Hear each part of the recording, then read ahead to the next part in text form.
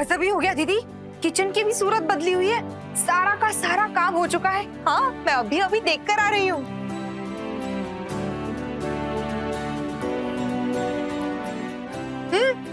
विधि बेटा, तुमने किचन का सारा काम कर दिया क्या इतनी जल्दी? जी माँ जी, वो दरअसल हमें गांव जाना था, वो अम्मा ने बुलाया है तो सोचा घर का काम करके ही जाए।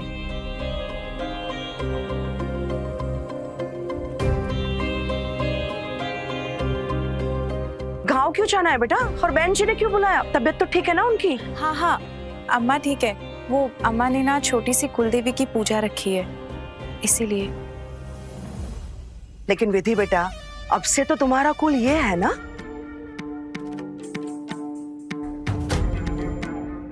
जी माँ जी, वो दरअसल हम तो सिर्फ मदद करने के लिए जा रहे हैं। ठीक। वेदांत, तुम्हारे ससुराल में पूजा है तो तुम भी जाओ, विधि को छोड़ के आओ। जी। नहीं नहीं माँ जी, विधान जी नहीं चल सकते।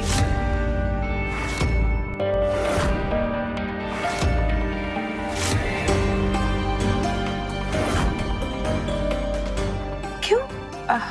हमारा मतलब है कि वो कुल देवी की पूजा है ना, तो सिर्फ कुल के लोग ही रहते हैं, इसलिए हम अकेले चले जाएंगे। हम जाए ना?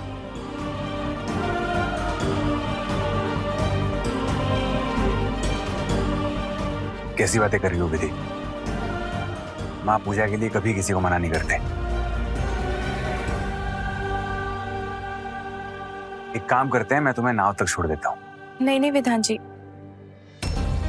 आपको ऑफिस में काम होगा ना, आप वो कर लीजिए। आप क्यों परेशान होते हैं? हमें आदत है, हम चले जाएंगे। ठीक है, तो संभल कर जाना और जल्दी आना। जी।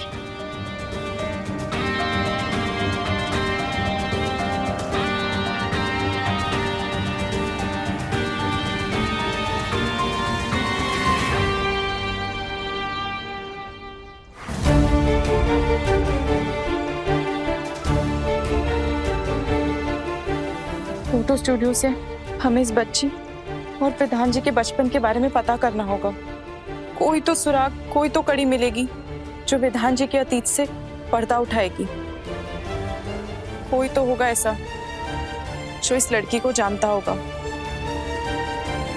बस अम्मा बाबूजी और छुटकी ना हमें देख ले यहाँ।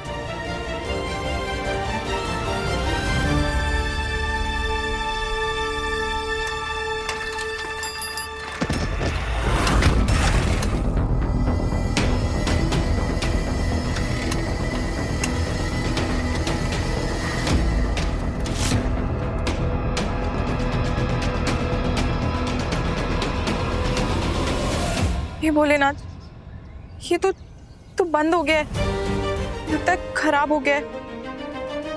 अब क्या करें हम? पहले फोटो स्टूडियो जाकर इस फोटो के बारे में पता करते हैं।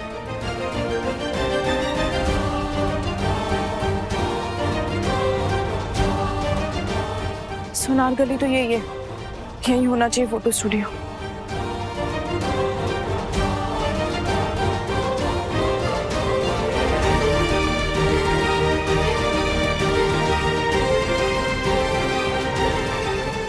पता तो यही है फोटो स्टूडियो का, पर हाँ तो कोई और ही दुकान है।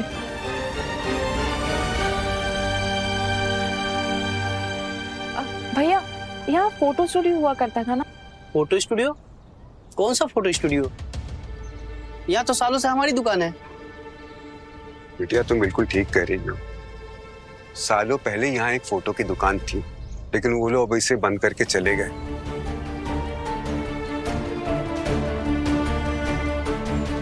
बाबा, आपको पता है कि वो स्टूडियो वाले कहाँ रहते होंगे? बिटिया, वो लोग तो गांव ही छोड़कर चले गए।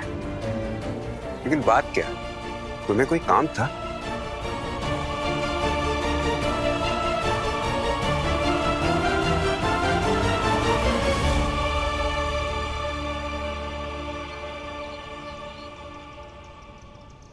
अच्छा सरोज, ये सारी डॉक्यूमेंट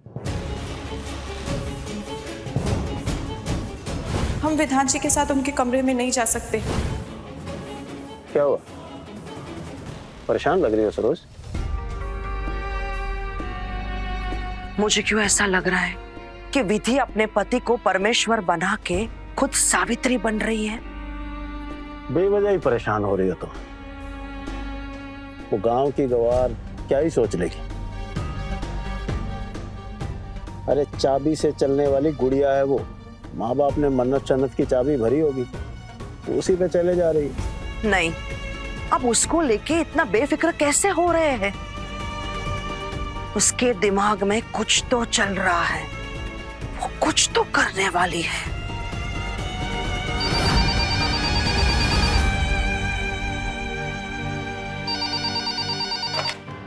हेलो, हाँ कौन?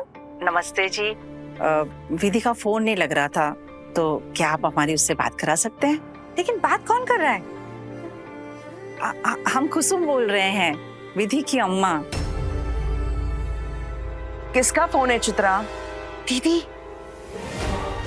विधि की माँ का फोन है, कह रही विधि से बात करनी है।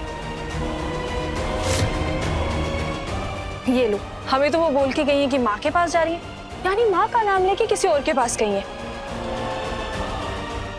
वाह वाह वाह, इनका सही है। क्या बोलूं?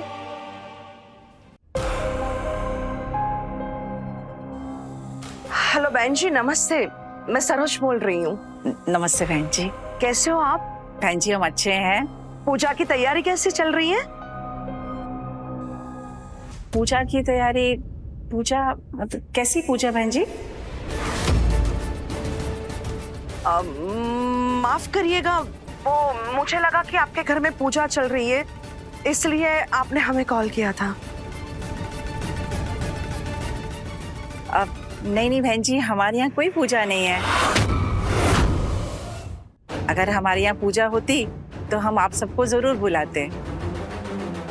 वो क्या है ना कि विधि से बात करने का मन कर रहा था, तो उसको फोन लगा रहे थे, फोन नहीं लगा तो हमें लगा आपसे ही पूछ लेते हैं, उससे बात करने के लिए हालचाल जान लेते हैं। बहन जी, वो विधि विधान के साथ बाहर गई है, जैसे ही घर आती है मैं आपसे बात करवाती हूँ, ठीक है? अब ठीक है बहन जी, नमस्ते। नमस्ते।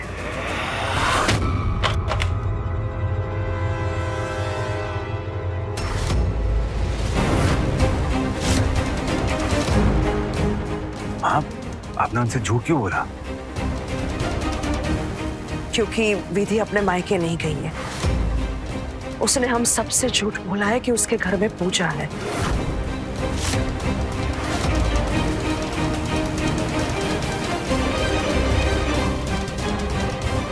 विधि ने आखिर ऐसा क्यों किया? कहीं वो सनम मेरे हमरा रात 10 बजे तन्वी टीवी पर।